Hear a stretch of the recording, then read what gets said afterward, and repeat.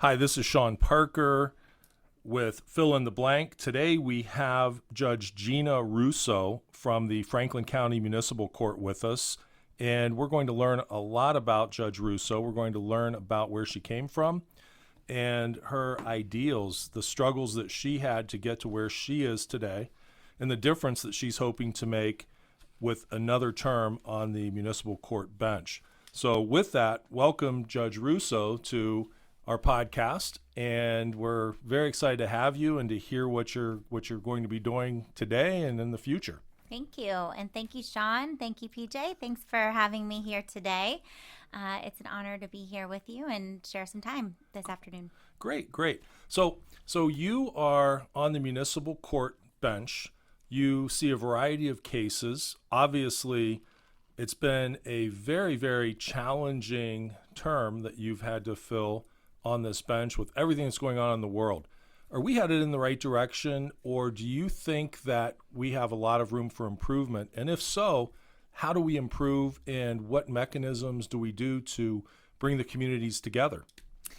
Yeah, well, just a little bit about me, my background. I come to the bench with nearly 20 years of experience. I started my law profession at the Voorhees Law Firm here in Columbus, Ohio. That's a civil litigation firm. I was there for about 10 years, where I litigated all types of civil cases, including cases that I defended some very important constitutional rights all the way up to the Sixth Circuit Court of Appeals. After that experience, I really felt and found my calling in public service. So I became an assistant prosecuting attorney here in Franklin County, where I served for 7 years. Isn't that a little backwards to start out with a private firm, then move to a prosecutor's office? Yes, it absolutely is. It usually goes the other way around. Usually people do come out and are prosecutors or public defenders or work in public positions first and then go into private practice later. But for me, I came out. I had done my summer associate program at Voorhees. So it was a natural next progression for me to start out as an associate there. And while I was there, I just felt compelled to the courtroom and compelled into public service. So served in that capacity for 7 years, where I prosecuted all kinds of crimes, felony indictments, upper level criminal cases, even murder cases. I did that for 7 years. And then I was appointed to the Court of Common Pleas in March of 2019. And I was appointed again to the municipal court bench in March of 2021. So I've been a judge in some capacity in this county for the last 3 years. I'd like to continue. Good. Tell me just a little bit more about how you transitioned from private practice to public practice. There had to have been something that called you there, or that you saw a deficiency or a need to serve in that capacity, because generally from my perspective, that usually means a pay cut, longer hours, and that you're actually in this to do something to either help people or help society. Yes. So, being a civil litigation associate was very fulfilling, and it was rewarding in many different ways. And of course, I developed a lot of really wonderful relationships as a civil litigator. But I really felt called into the courtroom first and foremost. I really wanted to be a trial lawyer. And in this day and age, there isn't as many opportunities in the private sector as there are in the public sector to try cases and to be in and out of the courtroom. But more importantly, I really wanted to be working among the public. As a prosecutor, you represent the state of Ohio, but in doing that, you stand up for victims of crime. To be a great prosecutor, you have to be seeking justice, not just convictions, but you have to do the right thing and seek justice. Mm-hmm. And that's a truth-finding measure. That's following the evidence. It's letting the evidence do all the work. I got to work with many different people and parties and individuals as a prosecutor. Not only victims of crime, but defendants who commit crimes, who are often victims of crimes themselves. Worked with court staff, bailiffs, juries, all kinds of people. So you really do have to get into tune with the people that you serve, the people in Franklin County, and that was a really rich and rewarding position as a prosecutor. Nice, nice. So I know one of the things in your campaign in the past, you seem to have an affinity and a like for the specialty dockets, which is something that I've talked about before with many people. I see a very human side of the court system when we actually attack people or attack the dangers of human trafficking, the dangers of opioids, the dangers that affect veterans in a veterans court that are different than what the average person coming in with a fender bender or another type of misdemeanor have.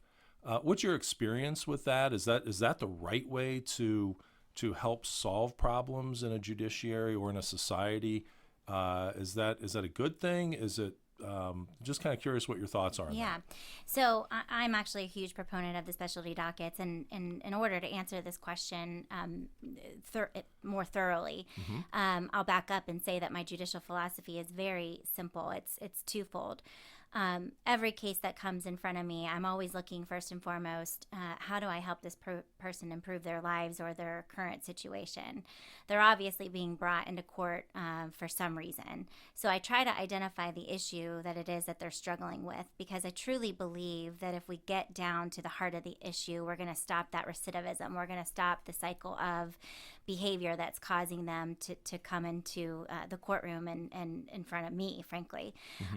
So if we can identify and appropriately identify that issue, whether it be a mental health issue, whether it be alcohol and drug, whether they are in a cycle of human trafficking, whether it's some sort of behavioral health issue or addiction issue, we try to identify that first and then appropriately treat that issue with resources that we have. Last year, serving as a common pleas court judge, I tried to fill the void that we have there in common pleas, the Franklin County Court of Common Pleas, and I tried to work to create the first mental health specialty docket in Franklin County Court of Common Pleas. And I worked with former Justice Evelyn Lundberg Stratton. She's a huge proponent of identifying and treatment of mental health issues in the criminal justice system, and she's done a remarkable job in getting several programs and specialty dockets implemented in various counties throughout the state of Ohio. So she kind of took me under her wing. We were working on that project, was cut short from doing that, but I was grateful and fortunate enough to be reappointed to the municipal court. And in the municipal court, there are several such specialty dockets already in existence. So we have a mental health court there. We have an alcohol and drug court. We have a recovery court. We have a catch court, which works with survivors of human trafficking. And actually, I took over the docket for Judge Herbert, who started that program, the catch court. I do not have the catch court docket myself right now, but having taken over his docket and had multiple conversations with Judge Herbert, I'm very close to and have learned a lot about that docket, and it's remarkable. The second prong of my judicial philosophy, and I feel like I'm being long-winded here, but no, please. I mean, this is we want to get to know you, because that is the essence of where our society moves forward. So thank you for sharing this. That second prong, which is equally important, is keeping our community safe. So understanding that there might be dangerous situations where there is a victim involved, or the person might be a danger to him or herself even. And it's the judge's responsibility to know that, to appreciate those dangers, and to protect society and the community. So as long as I'm balancing those two general objectives, one, how can I help this person? What resources do I have available to me, which includes the specialty dockets? We also have several partnerships with community outreach organizations, housing, food, shelter, other linkages that we can make with regard to counseling. whatever resources are available to me, I've always got to be thinking about how do I get this person in a better, more healthy, stable, consistent, and productive lifestyle, and balancing that with the needs of the community as at large. Am I keeping everyone safe in doing this? Does this person pose a danger? And what do I need to do? And what measures do I need to take to keep people safe? Talking about resources, where would you like to see resources beefed up? I know I've read many studies on early childhood education, getting involved with kids before kindergarten that actually helps keep them out of courts and out of the cycles that entails. I've read things about teenage engagement and making sure that the kids have sports leagues. We used to have the PAL League, the Police Athletic League, which isn't around anymore. But I know when I was growing up, that was a big thing for a lot of kids growing up in Columbus. What do you think are the areas that we should be pointing more resources towards to help the community? A lot of the things that I see in the Franklin County Municipal Court, which is affectionately referred to as the People's Court, really the problems really come from poverty and from the inability, either through employment or education opportunities. So I'd really like to see additional resources and efforts into helping people get jobs and obtain employment and education. Those educational opportunities are so important. Of course, there's a large prevalence of drugs. There's alcohol and drug issues on our streets currently now. There's easier access, I think, to guns and weapons that I'm seeing lately. But if we can get to the source and get more people employed, helping them to live productive, healthy, and stable lifestyles, I think that starts to create a very healthy routine. And hopefully from there, the other areas of their life, whether it be alcohol and drugs, all of that improves once we get somebody stabilized, working in school, and basically providing for themselves and their families. Okay, I agree with that. That makes a lot of sense. Tell me about the burden of being a judge. When you're sitting working with people, do you take that home with you, or are you able to leave that at the court? How does your day go? Is that I'm sure that there are things that you have to see that others fortunately don't have to see, and that's probably a very challenging thing. How does that work? I'm just kind of curious. If you are not having at least some sleepless nights, if you are not struggling on an issue or debating it over in your mind and constant deliberating over what you should and should not do, I don't think you're doing your job as a judge correctly, frankly. Since I became a judge in March of 2019, I'm a spiritual person, so I pray a lot about a lot of the decisions that I have to make. I pride myself on not being impulsive or reactionary. I think you really need to think through an issue, and sometimes it takes a day or two, and sometimes it takes weeks before you understand and come to a conclusion as to what it is that you actually want to do. And through experience and through having encountered certain situations before, you develop a roadmap, you develop a barometer of where certain cases should come out. But sure, there's a couple of decisions even the last month I can tell you that I take home with me. I will continue to think about. Because we're all human at the end of the day. I think about the people that I serve. I care about the people that I serve, and I want the best for them. And sometimes being a judge requires you to make very, very, very tough decisions. Yeah. It's it's just one of the things that I think about when I see people in the black robe, and I think, my goodness, sometimes you really have to walk out of there and think, you saw some things that are just very, very challenging, and probably questioned, how much good did you do in a person's life, recognizing that you have a responsibility to both society and to that person as a member of society. And when you can make two good things happen, it's a plus. Along that line, what's a couple things where you've seen some successes in terms of what you're doing? So, it's been funny, but over the course of the years that I've been serving as a judge, those quote unquote successes don't happen immediately. They're not something that you're sitting in a courtroom and you're like, yes, I just nailed that decision. It happens over time. So you work with people, you work with people, you work with people. And the best feeling that I've ever gotten is when it was unexpected. I've been on the street, and this has happened at least, I don't know, 4 or 5 times over the past year, where somebody will come up to me. They're unfamiliar to me. I don't know them.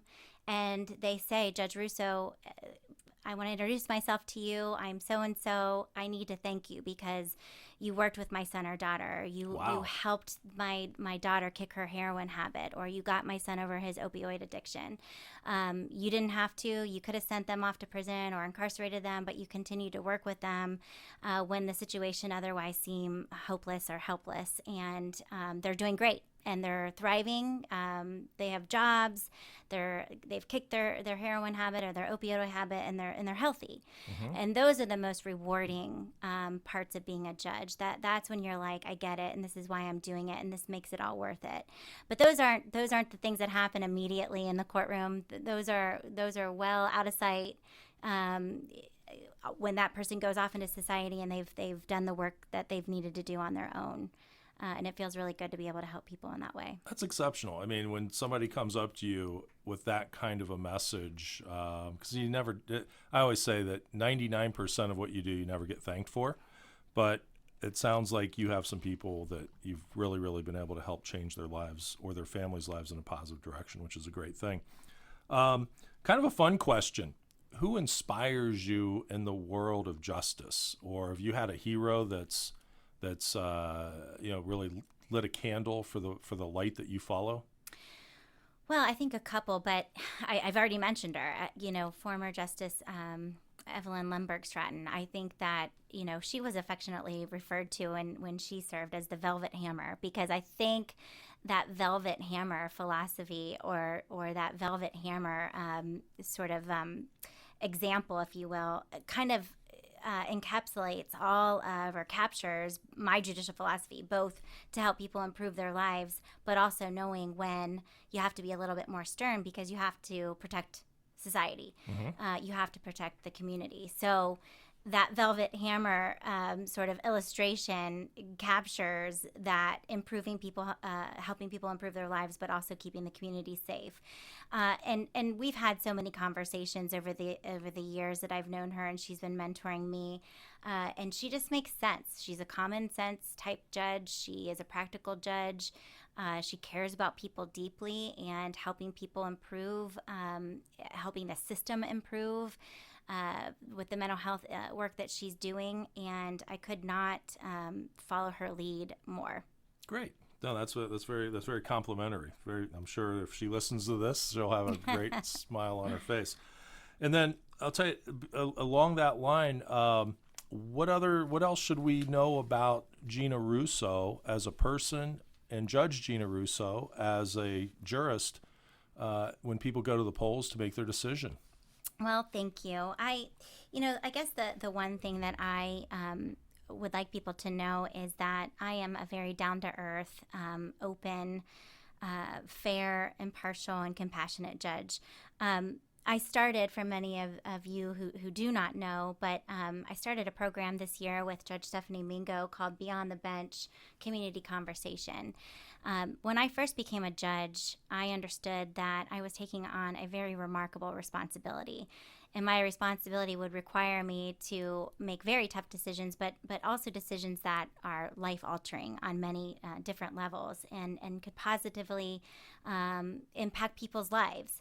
And so I thought to myself, how am I going to make these kind of very important decisions in just the 3 or 5 minutes sometimes that I have with people? How do I do that? So I met with a lot of religious, civic, educational, charitable leaders in the community. I met with any and every organization that I possibly could. And I started the conversation. I just simply sat down with people and said, I'm Judge Gina Russo. What kind of questions do you have for me? Let's get the conversation going. I wanted them to know that I was always going to be open and accessible, and I have an open door policy. But that enabled me to become better informed and better equipped to be a judge and make decisions from the bench. So when I teamed up with Judge Stephanie Mingo, she sort of had that same philosophy and idea about how and what kind of judge she wanted to be. So we started Beyond the Bench, and it's for short referred to as BTB, where we go out into the community and we meet with many different organizations, groups, individuals, all over the county.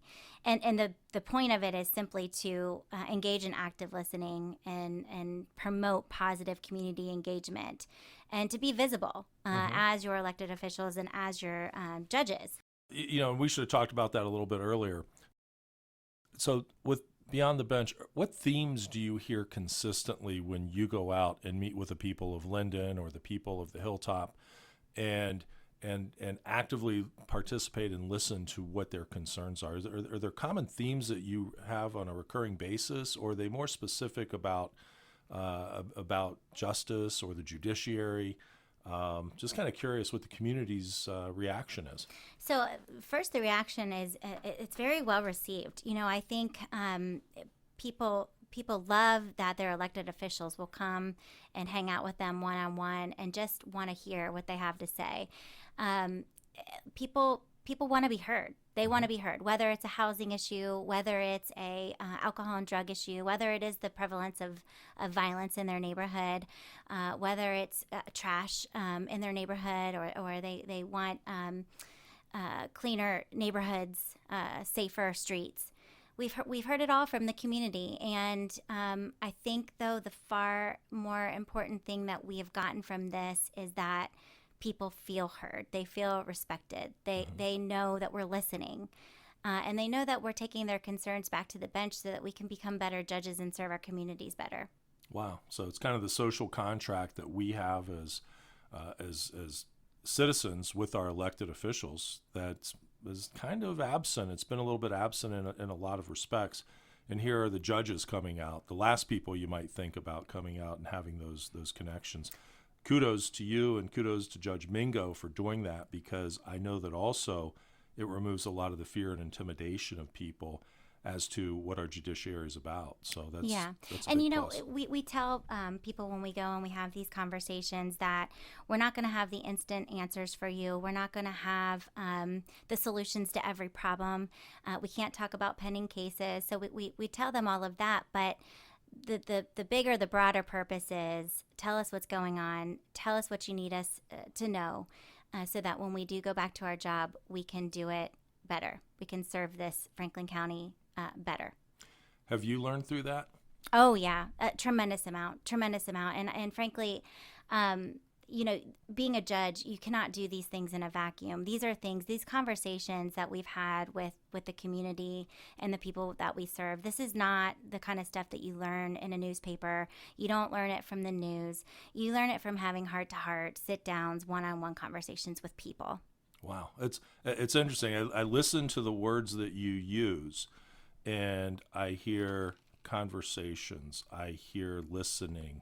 I hear a lot of empathy. It's very interesting because I think of you and Judge Mingo and some of our other judges as modern judges, people who are solving problems in society while keeping the law applied and keeping that balance of law and order out there, but recognizing that you work for the people. So that's a very, very nice thing. Tell us about your social media. What else if people want to follow Judge Gina Russo as you head into an election cycle and also in the future with Beyond the Bench, how do they stay in touch with you? So I am on Facebook. I have a page. It's Judge Gina Russo. I also have my personal Facebook page, which is just Gina Russo. I'm on Instagram at GRRUSSO 2021. I'm on Twitter at Judge Gina Russo. I'm on LinkedIn at Judge Gina Russo. And I have a website that is GinaRussoForJudge.com. So you can find me any of those places. You can also email me at JudgeGinaRusso@gmail.com. I do pride myself on giving out my personal email and being very responsive. Great. Okay. Well, Judge Gina Russo, thank you for joining us. Continue doing what you do. Hopefully the voters of Franklin County will take a good listen and recognize that you are one of the bright spots in our community. Thank you. Thank you, Shawn, and thank you, PJ.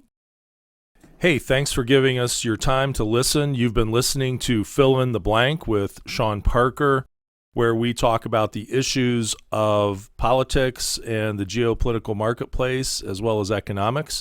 If you like our channel, please subscribe to us at Fill in the Blank on YouTube, and be sure to listen every week as we come back to you with some of the most thought-provoking people of the day. And learning is always the key to what we're trying to do.